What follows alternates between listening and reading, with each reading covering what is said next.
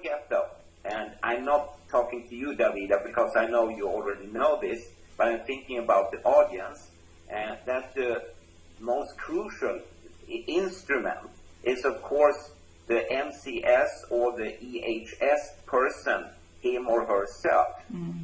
You can measure what you think are low levels, but they could still be too high for the person to have an equal life in a society based on equality. You need to do more. And again, and that goes for everything in our life. You have a scale between the most sensitive and the least sensitive, and the latter is, of course, on the edge to become a normal, healthy volunteer, whatever that means.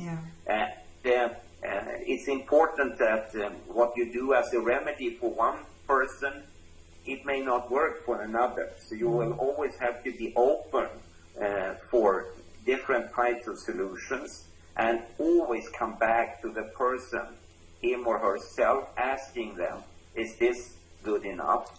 And what I've learned throughout all the years, and of course this is, how should I say, maybe obvious in a sense, but if you should do a successful electrosanitation, for instance, what you ideally would use, and it's easy to say, very difficult to do, is to remove everything. And then you introduce like a single light bulb, asking the person, is this okay or not? It's an elimination diet. It's an elimination diet. Yeah. Then you build a working environment or a living environment or whatever, a school environment, and until you reach a point where the person will say, no, this is too much. Okay, then we go back a step and stop there, And remember that what is all right today might be different tomorrow in both directions. Yes. Activity might increase or decrease. So you can change the living situation accordingly. I need to actually just support you there. So I looked at my own journey. So in my health coaching, I do elimination diet for people to help to identify their food intolerances, and I make them aware of things like the environmental toxins. But when it comes to EMF in my own scenario, I literally did that. I switched all the power off, and I started listening to my body and feeling, what doesn't feel right. And it's interesting, something as simple as a computer mouse, some of these don't affect me at all and others do. And I can't tell you why. I just can't tell you why. There's no scientific reason why the one should affect me and the other one doesn't. But I keep on until I'm feeling. And I recently had a client which she insisted, she said she's going to get herself an electrosmog meter, she's going to import it. And I said to her, you know what, you know all the rules by now, but your body is far better at detecting than an electrosmog meter. And exactly for the reasons you are saying, because some of our sensitivities are so low that the meter might read green, which means, according to the building biology fraternity, this is not a health risk, yet your body may feel it. And I'm extremely sensitive to Bluetooth, for instance. If somebody is 50 meters away from me on a cell phone with Bluetooth on, my body will feel it. It's crazy. You can't explain this to somebody.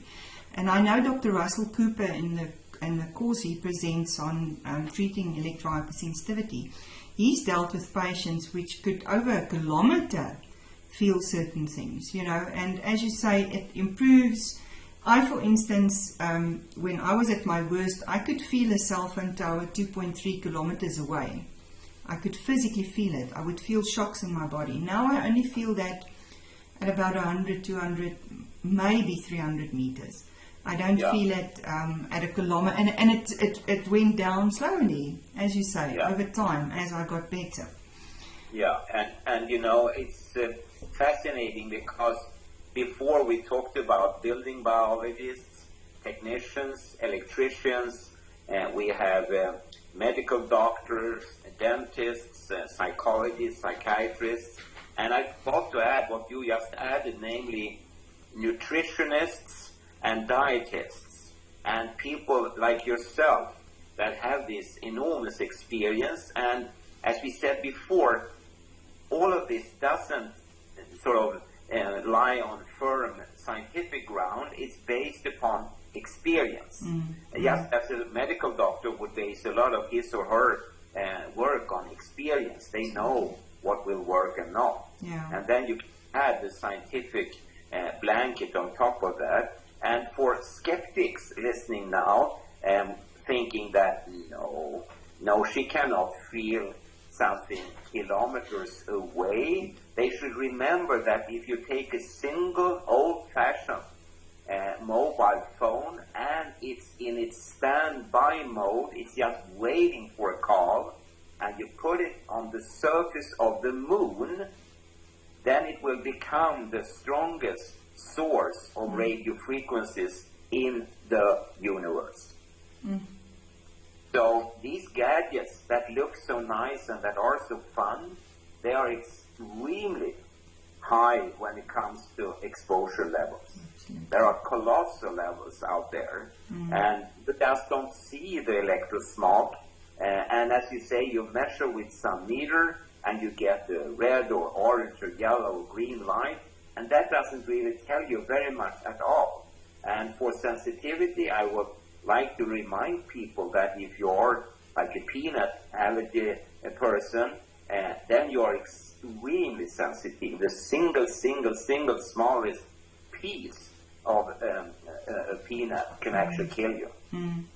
So our sensitivity is amazing when it comes to this, but can also then, of course, play tricks on us and produce states of illness because we are exposed to something that our body doesn't like.